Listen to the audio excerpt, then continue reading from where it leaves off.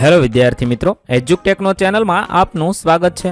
આજે આપણે શીખીશું ધોરણ 3 વિષય પર્યાવરણ પાઠ 10 રસોડાની વાત।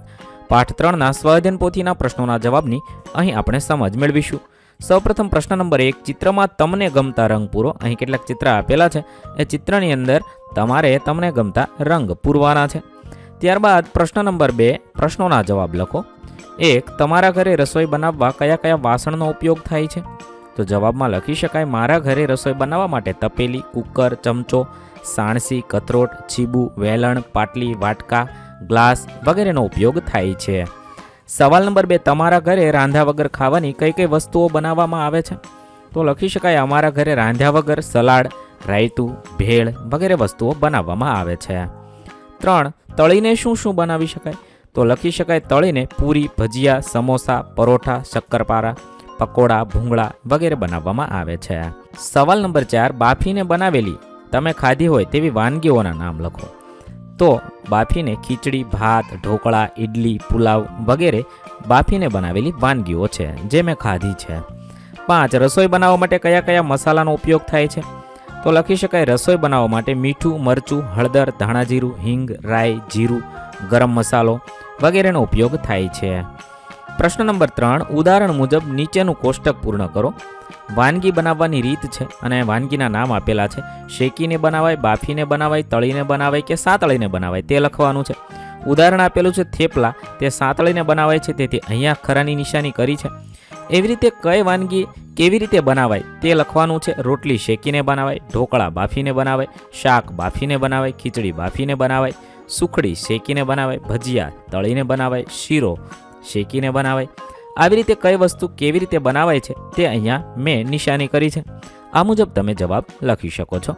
ત્યારબાદ પ્રશ્ન નંબર 4, અલગ પડતા શબ્દ પર વર્તુળ કરવાનો છે। પહેલું છે રોટલી, પૂરી, રોટલો અને ભાખરી। અલગ પડતો શબ્દ પૂરી છે, જે તળીને બનાવે છે, તેથી વર્તુળ કરેલું છે। બીજું છે બટાટા, રીંગણ, ગાજર અને કારેલા। અલગ પડતો શબ્દ ગાજર છે। 3, અથાણું, મુરબ્બો, કચુંબર અને દાળ ભાત। અલગ પડતો શબ્દ દાળ ભાત છે। ત્યારબાદ 4, ખમણ, પૂરી, ભજીયા અને સમોસા। અલગ પડતો ખમણ છે। 5, શીંગ ચણા, પાપડ, શાક અને રોટલી। અલગ પડતો શબ્દ શીંગ ચણા છે। 6, લાકડું, સૂર્યપ્રકાશ, છાણા અને કોલસો। સૂર્યપ્રકાશ અલગ પડતો શબ્દ છે। 7, ખીચડી, ઢોકળા, કચોરી અને ભાત। તો કચોરી એ અલગ પડતો શબ્દ છે। આ રીતે આપણે અલગ પડતો શબ્દ શોધી તેના ફરતે વર્તુળ કરીશું। ત્યારબાદ પ્રશ્ન નંબર 5, આપેલા વિકલ્પોમાંથી યોગ્ય વિકલ્પ પસંદ કરવાનો છે। 1, કયા વાસણમાં બનાવેલો ખોરાક વધુ સ્વાદિષ્ટ હોય છે? જવાબ થશે બી, માટીના વાસણમાં બનાવેલો। 2, નીચેનામાંથી વિનામૂલ્યે પ્રાપ્ત થતું ઈંધણ કયું છે? તો જવાબ થશે સી, સૂર્યપ્રકાશ। 3, સૂર્યની ગરમીથી રસોઈ બનાવવા કયા સાધનનો ઉપયોગ થાય છે? જવાબ થશે બી, સૂર્ય કુકરનો ઉપયોગ થાય છે। 4, ચૂલો શામાંથી બને છે? જવાબ થશે સી, માટીમાંથી બને છે। 5, નીચેમાંથી કઈ વાનગી બનાવવા કુકરનો ઉપયોગ કરશો? જવાબ થશે ડી, ખીચડી બનાવવા માટે। 6, નીચેનામાંથી કઈ વાનગી રાંધ્યા વગર બનાવી શકાય? જવાબ થશે બી, લસ્સી। પ્રશ્ન નંબર 6, નીચે આપેલા ઉખાણાનો જવાબ લખો। 1, કચુંબરની રાણી કહેવાવ, આંખોમાં હું પાણી લાવું। કાચી રાંધી ખાઈ શકાવ, ચતુર મારું નામ જણાવો। જવાબ થશે ડુંગળી। 2, દાળ ચોખાથી બનું છું, સાંજના ભોજનમાં ખવાઉં છું। દાંત વિના ના ખાઈ શકે, કોણ મને ઓળખી શકે? જવાબ થશે ખીચડી। ત્યારબાદ 3, લીલા પાન, ધોળો વાન, જમીનમાં છે મારું સ્થાન। શિયાળામાં આવું હાથ, ચતુર બોલો મારું નામ। જવાબ થશે મૂળો। ત્યારબાદ પ્રશ્ન નંબર 7, ચિત્રમાં આપેલી વસ્તુઓ વિશે તમે જે જાણતા હોય તે લખવાનું છે। અહીંયા છે સૂર્ય કુકર છે, તો લખી શકાય, આપેલ ચિત્ર સૂર્ય કુકરનું છે। સૌર ઉર્જાના ઉપયોગથી આપણે તેમાં રસોઈને બાફી શકીએ છીએ। ખીચડી, ભાત વગેરે બનાવવા સૂર્ય કુકર ઉપયોગી થાય છે। પછીનું ચિત્ર છે ઓવન। આપેલ ચિત્ર ઓવનનું છે। ઓવન એ વીજળીથી ચાલતું યંત્ર છે। જ્યારે આપણે પીઝા કે એવી કોઈ વસ્તુ બનાવીએ છીએ ત્યારે ઓવનનો ઉપયોગ થાય છે। ત્યાર પછીનું ચિત્ર છે ઇલેક્ટ્રિક સગડી। આ ચિત્ર ઇલેક્ટ્રિક સગડીનું છે, તે વીજળીથી ચાલતું યંત્ર છે। રસોઈ બનાવવા માટે તેનો ઉપયોગ થાય છે। મારા ઘરે આવી ઇલેક્ટ્રિક સગડી છે। ત્યાર પછી છે આ ગેસનો સ્ટવ છે, તેનો ઉપયોગ રસોઈ બનાવવા માટે થાય છે।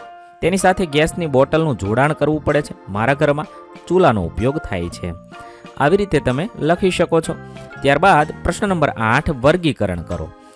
અહીંયા કૌંસમાં કેટલાક શબ્દ આપેલા છે, તેને આપણે કાચા ખાઈ શકાય તેવા અને રાંધીને ખાઈ શકાય તેવા પદાર્થોમાં વર્ગીકરણ કરવાનું છે. તો કાચા ખાઈ શકાય તેવા વસ્તુઓમાં મૂળા, સફરજન, ગાજર, બીટ, કેરી, બોર, જાંબુ, ચીકુ, પાલક, શેરડી, મગ, ચણા છે.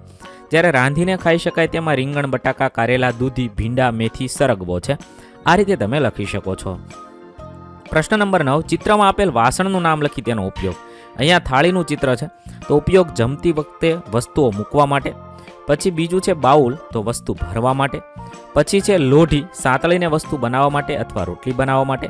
પછી છે ગરણી, ચા ગળવા અથવા દૂધ ગળવા માટે થાય છે. અહીં આપણા પાઠ 10ના પ્રશ્નોના જવાબ પૂર્ણ થાય છે. વિદ્યાર્થી મિત્રો, ધોરણ 3ના પર્યાવરણ વિષયના તમામ પાઠના પ્રશ્નોના જવાબના વિડીયો આપણી ચેનલ પર ઉપલબ્ધ છે, જે તમે ધોરણ 3 પર્યાવરણ નામના પ્લેલિસ્ટમાંથી મેળવી શકો છો. પ્લેલિસ્ટની લિંક વિડીયોના ડિસ્ક્રિપ્શનમાં આપેલી છે. તથા જો તમારે તેની પીડીએફની જરૂર હોય તો તે તમે આપણી એપ્લિકેશન પરથી મેળવી શકો છો. એપ્લિકેશનની લિંક પણ વિડીયોના ડિસ્ક્રિપ્શનમાં આપેલી છે. વિદ્યાર્થી મિત્રો, આપેલા વિડીયોની જો તમારે પીડીએફની જરૂર હોય તો તમે આપણી એપ્લિકેશન સ્માર્ટ સાથી પરથી મેળવી શકશો.